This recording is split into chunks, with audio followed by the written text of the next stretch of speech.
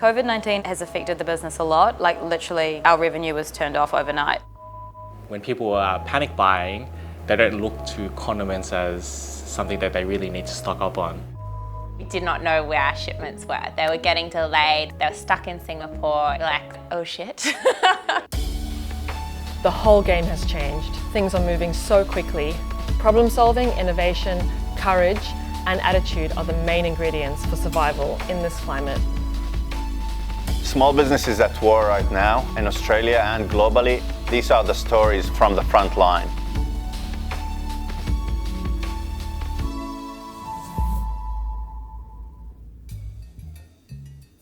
I started Snack Proud about 3.5 years ago now while I was working at Macquarie Bank.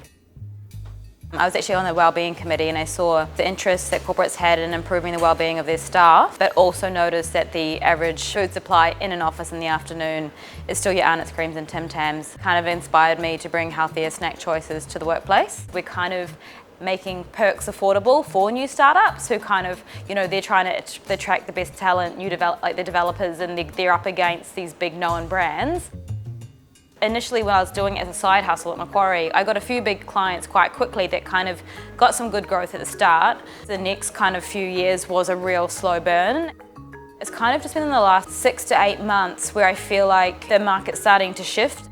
Within 2 weeks, we noticed clients' orders shrinking. When the staff are at home, they don't need any deliveries to the office anymore. It's been really impactful. Everything happens so fast. All the cancellations with our clients happen so fast. We're sitting on so much stock right now. My sort of first response was reach out to my network and especially existing clients to see if we can kind of convert the spend that they have to home delivery snap boxes. We have had definitely some interest and even a lot of inbound calls from people that are searching for it, which is exciting, but it's not where it needs to be. Our office is going to go back in the next month, and then it's kind of going to go back, or are they going to be home for 3 months, or are they not going to be spending on perks anymore? I don't know. I don't know. When it comes to the government stimulus packages, I wouldn't say it gives me a huge amount of comfort, and I'm sure it helps, but at the same time it doesn't really change the fact that we're sitting on stock that we need to move, or it's not going to cover all our wages or all our rents. I'm trying to build a new website, I'm trying to sell stock, I'm trying to do all the things, email everyone. I don't have time to spend watching the news, reading every article on all the updates and trying to calculate all the repayments. I think the advice that I would give to other small businesses right now is just try and keep going. Innovate to sell enough just to cover your costs so that when it comes back, you can switch back on again. There'll be some of your competitors that just might not last and it might just open new doors for you. Well, I'm Dawkins. I was the GM of Showpo for 7 years. I've always had a passion for business, so I thought it was finally time to go and make it happen for myself. I spend about half my time running my own company, which is an online course. It's a smartphone photography course. Also the fashion-based organic cotton apparel, and then consulting as well on the side.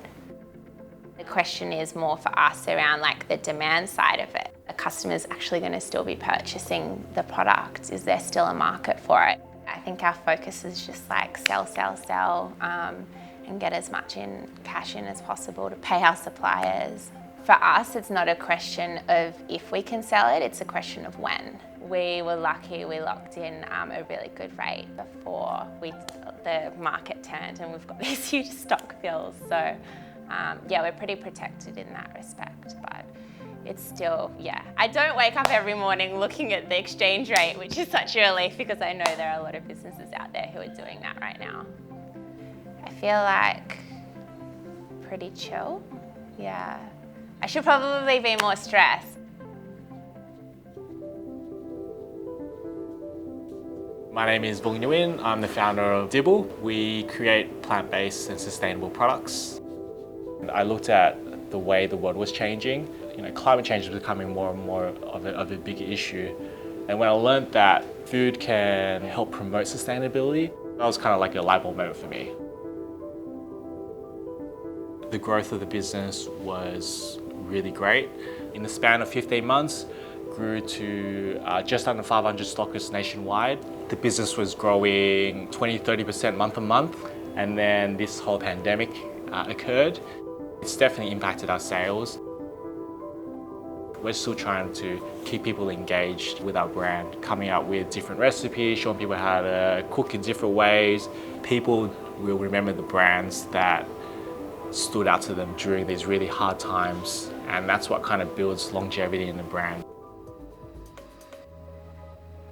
I'm grateful that I can still keep my business running. Hospitality businesses, mom and pop stores have to close their doors because of what's happened.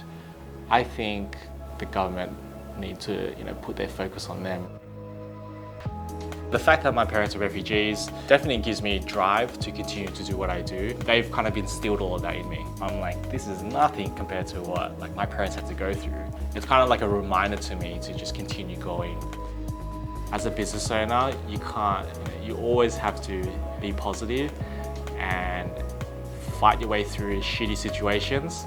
And as much as it does worry me, I'm not letting it affect my ambition and goals for the business. In the week since we shot this video, things have already changed. Some of these entrepreneurs you saw today have turned the table, innovated, and entered brand new markets. Over the coming few weeks, you will witness firsthand this changing landscape from behind the scenes with our local heroes. If you enjoy watching and would like to see more episodes, please support us by subscribing to our YouTube channel, liking, sharing, and commenting.